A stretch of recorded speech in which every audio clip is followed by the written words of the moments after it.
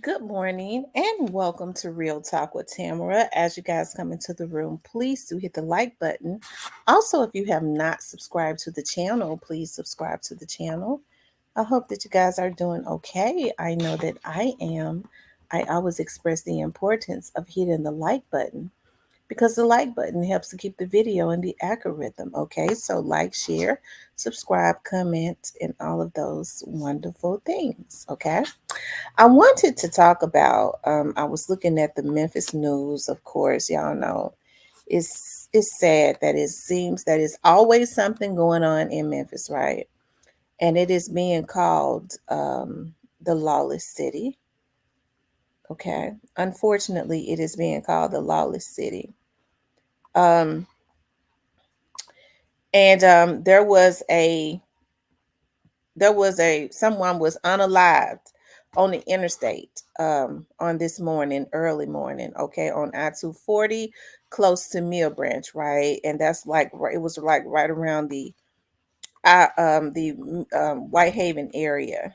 Sees Jeremy Pierre is along the interstate. JP, what do we know right now? Well, we do know Memphis police, they have detained one person after the shooting here on Interstate 240 heading westbound. Now you can see right there where this all took place. Look, just down the way, we saw a car crashed into the ditch over there. It looks to be a brown Nissan Altima of some sort, but it's just down the way. And then you also see this motorcycle on the scene as well. Whatever happened, it caused that sign right there on the side of the interstate to collapse as well. But right now, we do know that one person is dead, another person uh, well, has been detained by Memphis police. We're working right now to gather specific information. We just arrived here on 240 just about 5 minutes ago. So for sure, stay with us. We're going to continue to stay on top of this story all throughout the remaining hour and a half of Good Morning Memphis. Matter of fact, hours of Good Morning Memphis. So stay with us. Jeremy, if you could talk about the traffic just to get there, because we're seeing this causing a lot of backups. Yeah, as a matter of fact, it looks as though traffic is backed up on the westbound side till about way past Airways, from what I can see right here. But we're right before on the eastbound side, right before we get to Mill Branch. But it looks as though traffic is backed up way past Airways. Possibly. Okay, so that was early this morning. I mean, but hey, traffic is always. I travel that route quite a bit. That's I get off on the exit every time, right? When I'm coming from certain places to go to the Whitehaven area, So it's when you get off on that exit, the next exit is Mill Branch, right? The those apartments that Big 30 is always talking about. I can't think of them because the name has been changed so much. Okay. Um, they're probably about 5 minutes from the interstate. They're on down. But I think that is sad. They already got somebody detained, and this is the type of stuff that happens when people look at a city as being the lawless city, right? They feel like they can get a free kill. They can just freely, um, violate people, and then they'll be right back out. I think the judges race in Memphis and Shelby County is one of the lowest turnouts. Okay. I think people should start going and voting in numbers. But here's the thing, the judges can only sentence based upon the law, right? So that means that the Congress, the state Senate, your state Congress, these lawmakers, right, that get these laws changed and change these laws, your state representatives, it's time for them to be changed. See, people are not looking at that. Of course, I don't think that governor can run anymore, but he never should have won anyways. But of course, he got in by way of going through the black churches, right? Going and visiting the black churches, and they felt so honored for the good white governor to be coming up in their churches, and then they get grants and stuff, and so they ultimately, a lot of them are selling out the people. Okay, so hey, that's messed up. Rest in peace to whoever that was killed. I'm sure they have more information at this point, just based on a little bit more, that they've given them. But hey, they already had one detained, right? So that's just messed up on so many levels. But I also wanted to talk about Atlanta radio execs. Okay, so the Breakfast Club is being dropped from some of the markets. I do know Atlanta, and I do know that DJ Envy had some stuff going on, where there was some allegations against him, maybe like last year. And we know that the other young lady had left, and they got another young lady there, and I like her, you know. But now reports are saying that Atlanta radio execs stopped taking calls from the Breakfast Club. It says last week it was reported that Atlanta radio station 105.3 The Beat dropped the Breakfast Club from its programming lineup. Okay, radio stations around the country are dropping the Breakfast Club from their programming schedules due to co-host DJ Envy's legal trouble. According to reports, the New York City radio program is scheduled to be dropped by 105.3 FM in Atlanta. On Monday, co-host Charlemagne called 105.3 the Beat's executives donkey of the day for not taking his phone calls after the news was announced last week. Charlemagne showed some anxiety as he explained that he tried to call executives at 105.3 The Beat to beg them to reconsider.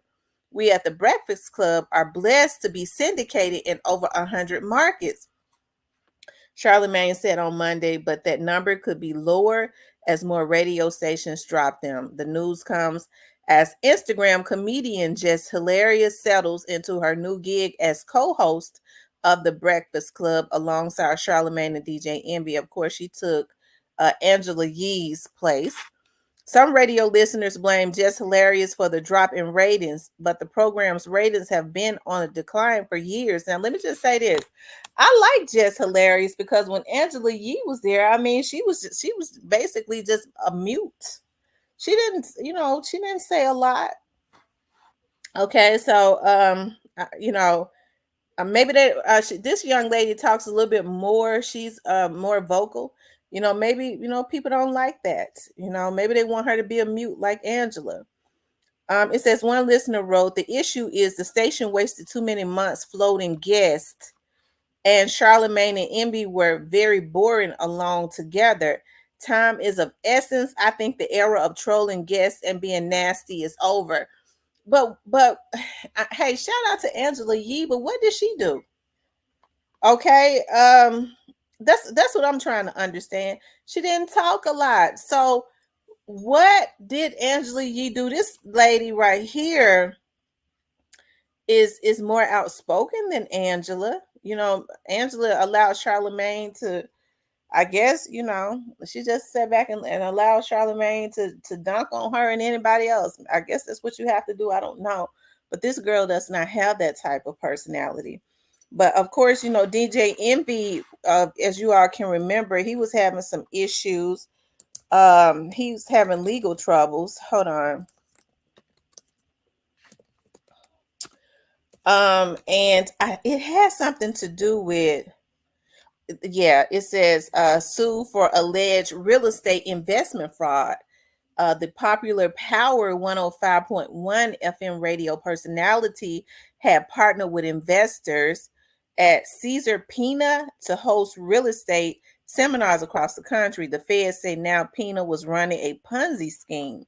Okay, I think he tried to explain himself. He said he did not know anything about that. Okay, he didn't know anything about the scams, but of course, everybody gonna say that. Okay, everybody's gonna say that, and he maybe he didn't, but you would think if DJ Envy has money, you would think he would have done more research. He's always talking about how much he does investments. So you think you would think that he would have looked more into it, but maybe he didn't, because people are slick now. Maybe there was some people involved that he trusted. Okay. But the feds are involved. There's a long story about it. I'm not getting ready to read all of that. But anyways, it's causing I'm sure it's got to be getting ready to get pretty deep, because remember the feds went into the radio station and did some searches and searched his office and did some more stuff, and hey, I'm sure it's going to be some people suing, and these radio stations don't want to be involved in that, because if they can't get DJ Envy, they're going to get whoever is employing him, and they don't want that type of negative connotation affiliated with their stations, right?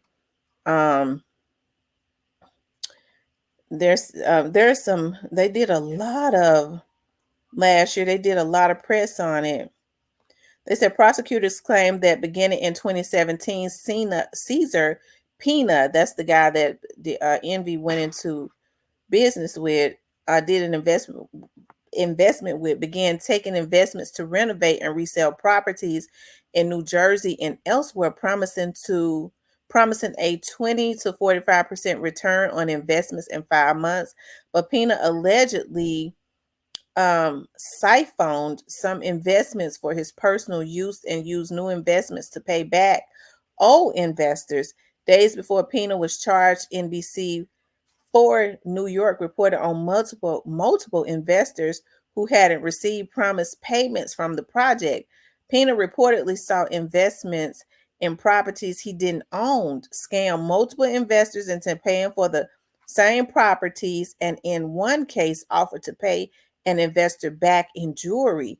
Pina and his wife Jennifer are now facing 20 lawsuits. It says, okay, but was DJ Envy involved? Prosecutors claim Pina built credibility by holding real estate seminars with DJ Envy. Okay, so DJ Envy probably didn't know. Okay, but what he did was he more than likely was paying DJ Envy. He used his credibility to get, because of him being on the radio station, to get people to trust him and to give him money. Okay, I see exactly what's going on. See, DJ Envy is the bag, so they're going to come down harder on him. Okay, whether he knew about this Ponzi situation or not. DJ Envy I remember him saying he had been into investments. He probably knew this guy and thought that it was legit. Should have did more research. Okay. It says DJ Envy, before he began the alleged flipping scheme, Envy often promoted the project on the Breakfast Club. Okay, that's what's going to get the Breakfast Club sued. Okay, so a lot of these markets know this. These people are going to start coming after them. Okay. Claiming they've helped so many people, and many of the spurned investors who spoke to NBC4 said they got involved with the project because Envy co-signed, like Augie Rios, who's done auto wraps for multiple of Envy's cars, and Anthony Martini, a producer who knew Envy. Billboard reported that Envy is a co-defendant in 9 of the lawsuits. Okay, so because they trusted Envy, they didn't get their money through this guy, because Envy trusted this guy and wasn't looking into the background, they're going to get their money through Envy. If they can't get their money through Envy, they're going to get their money through the Breakfast Club, because that's where it was promoted at as being credible. And these markets are dropping them like 40 going north. Hey, but anyway, hey, that's the nature of the beast. That is the nature of the beast. Everybody does it. Okay, if a FedEx employee hits you, and some people, I never heard the like before. They said they be praying for a FedEx truck to hit them and not kill them or hurt them in no way, just hit them. Okay, they know that the FedEx driver don't got no money. They're going to sue FedEx. Okay, so that's what's getting ready to happen, and these markets are getting out of it. Unfortunately, that's hurting DJ Envy and them. I guess they could fire DJ Envy, but I'm sure Charlemagne and them have said they don't want to do that because it started off with them. It would Breakfast Club, would it be the same without Envy? It wouldn't, right? But it's unfortunate, that Envy had trusted the wrong people, because I think he was, probably just paid to promote it, thinking he didn't do his research as he should, and some people got scammed because folks don't want to hear that. Well, I was scammed too, but you was promoting it as if and selling it as if it was true, right?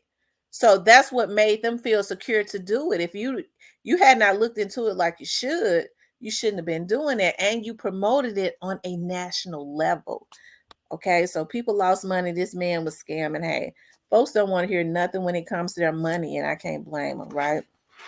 But anyways, I thought that was an interesting topic. Okay. I want you guys to please like, share, and subscribe. If you would like to support the channel, you could definitely support the channel via Cash App.